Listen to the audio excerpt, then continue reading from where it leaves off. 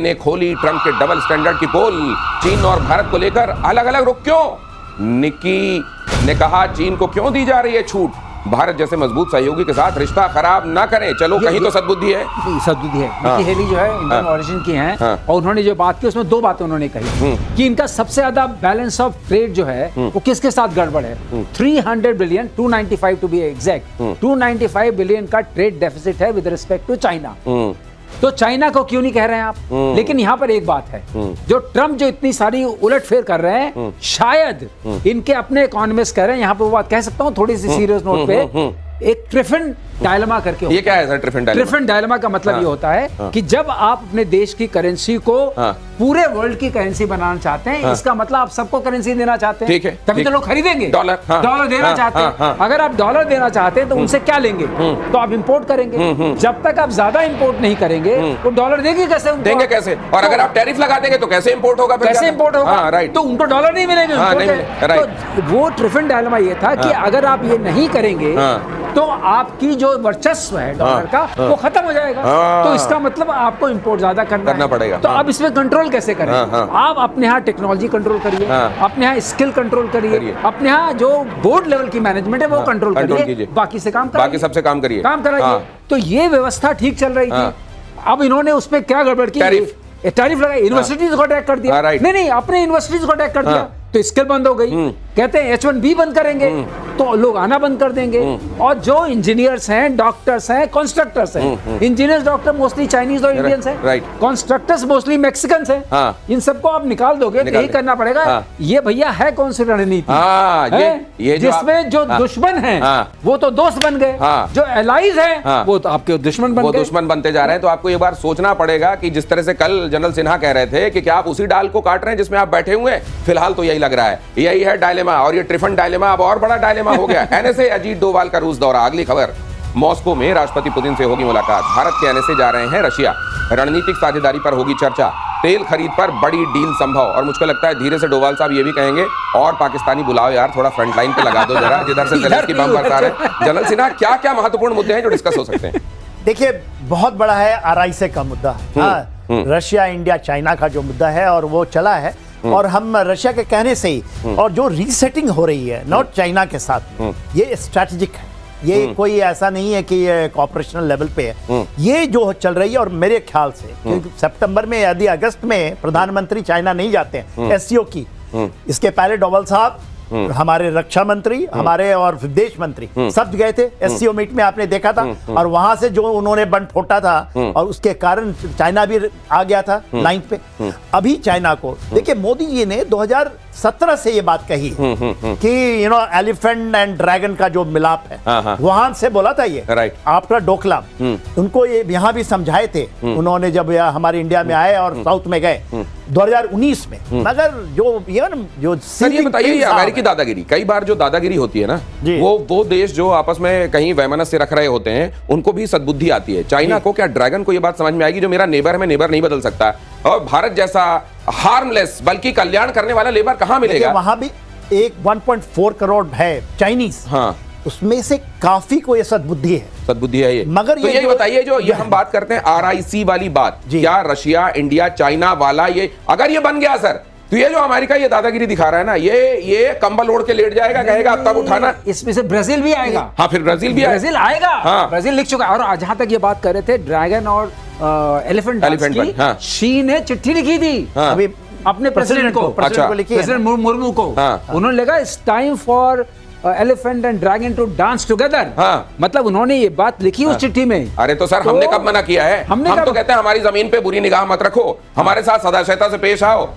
हम तो वैसे ही देश हैं। तो हम चाहते हैं भैया हम किसी का नहीं बिगाड़े। हमको चिट्ठी मत लिखो, अपने आप में तब्दीलियां लेकर आओ, अपना व्यवहार बदलो। हम तो ये चिट्ठी वाली जो भाषा है वो तो हम खुद ही उसको चरितार्थ करते हैं, उसको जीते हैं। अगली खबर यह है कि अमेरिका यूरोप मिसाइल पर प्लान पर भड़के Putin. America Europe missile plan पर पुतिन भड़क गए हैं। बेलारूस में और सैनिक मिसाइल तैनात करने की तैयारी है। रूसी विदेश मंत्रालय का बड़ा बयान, रूसी परमाणु मिसाइलों की अब कोई सीमा नहीं है। अमेरिका नेटो से पूरी ताकत से मुकाबला किया जाएगा।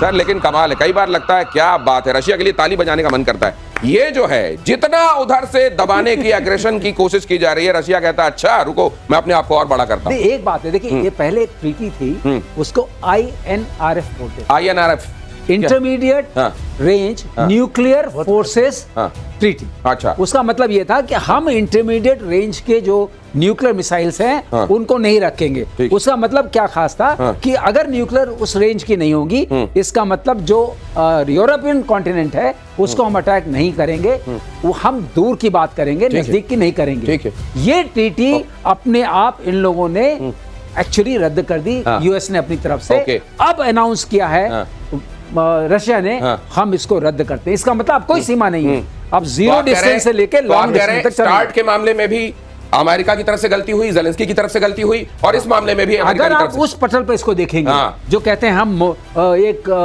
मॉरल ग्राउंड पे, तो यहाँ पर पुतिन ने चुप रह करके हर उस चीज को निभाया है। जो स्टार्ट की बात आपने की थी निभाया, लेकिन आपने, लेकिन भाई आपको भी तो निभाना पड़ेगा। ताली एक हाथ से कब तक बजती रहेगी? और ये तो कागज में लिखी हुई ट्रीटीज थी, इनका पालन आप नहीं कर रहे, और फिर आप कहोगे कि रशिया जो है विलेन है। अगली खबर देखिए, नेतन्याहू के गाजा पर कब्जे की योजना को झटका, बिग गाजा प्लान पर इजरायली डिफेंस फोर्स के चीफ की आपत्ति, गाजा पर कब्जे की कोशिश से बंधकों की जान को खतरा, आईडीएफ ने कहा है। नेतन्याहू के करीबियों ने आर्मी चीफ जमीर का मांगा इस्तीफा, फिलहाल गाजा के करीब 75% हिस्से पर इजरायली सेना का नियंत्रण, नेतन्याहू संपूर्ण गाजा पर कब्जा चाहते हैं। इसका कल्मिनेशन क्या देख रहे हैं सर आप?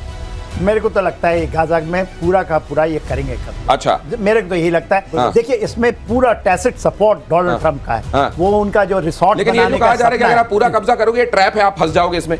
नहीं, देखिए आप बहुत छोटी स्ट्रिप है, इसको हम बहुत, ये लोग कर नहीं पाए जिस तरह से करना चाहिए। आप बताइए ना, टोटल लेंथ क्या है? 42 किलोमीटर बाई 12 किलोमीटर का लेंथ बहुत बड़ा नहीं होता है, मगर इन्होंने जो किया है ना कि एक बार इधर भेजो, फिर इधर भेजो, फिर इधर भेजो, इधर भी, और आप उसको मॉपिंग ऑफ ऑपरेशंस कहते हैं, आप उसको सैनिटाइज करके अपने कब्जे में लेने की, वो इन्होंने नहीं की। और आपके पास क्या पता सर प्लान रहा हो, मारो कम घसीटो ज्यादा, प्लान है। वो प्लान के साथ पूरी बर्बादी, एक एक घर को मारना है, बिल्कुल, क्योंकि वहां रिसोर्ट बना। ये अगली खबर इसी नोट पर देखिए, गाजा में इजरायली सेना का ताबड़तोड़ प्रहार जारी है। आईडीएफ ने कई लोगों पर, कहते हैं हालांकि दूसरी तरफ से आने वाला आरोप है कि भूखे लोगों पर गोली चला दी, सहायता और शरणार्थी कैंपों पर गोलाबारी हुई। गाजा में पिछले 24 घंटों में 74 की मौत, लेकिन इस बीच आपको यह भी ध्यान रखना चाहिए कि इन्हीं कैंपों से इजराइल की तरफ मोर्टार भी चलाए जा रहे हैं। और ऐसे में अगर ये शिकायत की जा रही है कि देखिए भूखे लोगों पर, अरे आप भूखे और ऐसे लोग जो सताए हुए हैं उनके बीच में मोर्टार लेके पहुंच जाएंगे और इजराइल पे मारेंगे, और आप चाहेंगे कि इजराइल चुपचाप देखता रहे। क्यों? क्योंकि उसके आसपास ऐसे लोग जो असहाय हैं मौजूद हैं। आपको अगर असहायों की चिंता है तो आप उनके बीच में घुसकर, और यही काम पाकिस्तान ने किया था। पाकिस्तान ने जब भारत पर अटैक किया था तो आपको यह मालूम होना चाहिए कि उनके जो फाइटर जेट्स थे सिविलियन एयरक्राफ्ट की आड़ लेकर उड़ रहे थे। उन्होंने कई जगह से, ऐसी जगह से भारत पर गोलाबारी करने की कोशिश की जहां उनकी अपनी बस्तियां थी, ताकि अगर भारत इसमें रिटेलिएट करे तो वो कह सकें कि देखो हमारे यहाँ ये जो मासूम और निर्दोष है उनकी। सर ये अब टैक्टिक पुरानी हो गई, इसमें तो दुनिया भर के जो प्रावधान है उनका हवाला देना पुराना हो गया, और अब ये चलता है नहीं। अगर मेरा दुश्मन उन लोगों के बीच में घुसा हुआ तो मैं मारूंगा। बिल्कुल सही है, वो शत्रुबुद्ध की जो बात होती है कि जहां दुश्मन घुसा है वहां मारना है, लेकिन जो शिखंडी वाली चाल ये लोग चलते रहते हैं बीच में, बिल्कुल वही वाली चाल है कि आगे आपने सिविल एयरक्राफ्ट को रखा, इसका मतलब आपको मिलिट्री से ज्यादा, मिलिट्री की ज्यादा परवाह है, सिविल कम। यही तो हम लोग कहते हैं, यही तो कहते हैं कि वहां पर सिर्फ मिलिट्री की परवाह है, वहां की कौम के बारे में कोई नहीं सोचता है पाकिस्तान में। और आपने देखा भी था, उनके जो डिफेंस मिनिस्टर थे पार्लियामेंट में बोल रहे थे कि हमारे पास मदरसे हैं, मदरसों में 15 साल के बच्चे पढ़ते हैं, 16 साल के बच्चे पढ़ते हैं, वो हमारी फर्स्ट लाइन ऑफ डिफेंस। ये जो विक्टिम कार्ड खेलना इस तरीके का था, अब ये दुनिया में पुराना होता जा रहा है। अगली खबर देखिए, इजराइल के एयरपोर्ट पर मिसाइल अटैक का दावा किया गया। यमन के हुती विद्रोहियों ने बेन गुरियन हवाई अड्डे को टारगेट किया। पैलेस्टाइन 2 हाइपरसोनिक बैलिस्टिक मिसाइल से अटैक किया गया। इजरायली सेना ने मिसाइल को हवा में तबाह किया। सर बेन गुरियन भी कमाल, ये जो जगह है ये शायद वहां के सबसे पहले नेता के नाम पर ये नाम रखा गया है, बेन गुरियन। लेकिन इस जगह पर इतने सारे हमले और इस जगह का इंटैक्ट खड़ा रहना, ये भी दुनिया के अजूबों में शुमार किया जाना चाहिए सर। एब्सोल्युटली। देखिए दिनेश जी, उनकी जो वहां पर एयर डिफेंस सिस्टम है उसकी डेंसिटी है, 4 बोलते हैं ना, 4 लेयर है, वहां पर उन्होंने 12 लगाए वो, और उसको हिट करना बहुत, आज तक कोई भी एयरक्राफ्ट नहीं हिट हुआ। और वहां पर अमेरिका के पूरे बड़े बड़े चीजें लेकर के आने वाले थर्ड मिसाइल वहीं उतरती है बेंगुरियन में। और एक नहीं, जब वो आता है उनका बड़े बड़े जिसको हम C-130 कहते हैं, ये तो ह्यूज, और एक साथ में 12 के वेव आते हैं। पर आज तक चाहे हुती हो, चाहे हमास हो, चाहे हिजबुल्लाह, किसी ने उसको हिट नहीं कर पाया। बेन गुरियन, वहां के पहले प्रधानमंत्री के नाम पर जिस जगह का, जिस एयरपोर्ट का नाम रखा गया है वो है बेन गुरियन के पास है। और अगली खबर इसी नोट पर 7 साल बाद फिर चीन जाएंगे प्रधानमंत्री नरेंद्र मोदी। एससीओ की बैठक में शामिल होंगे मोदी। 31 अगस्त से 1 सितंबर तक होगी बैठक। गलवान कांड के बाद मोदी की यह पहली चीन यात्रा है। ट्रंप के लिए बड़ा संदेश है सर इसमें, बहुत बड़ा संदेश।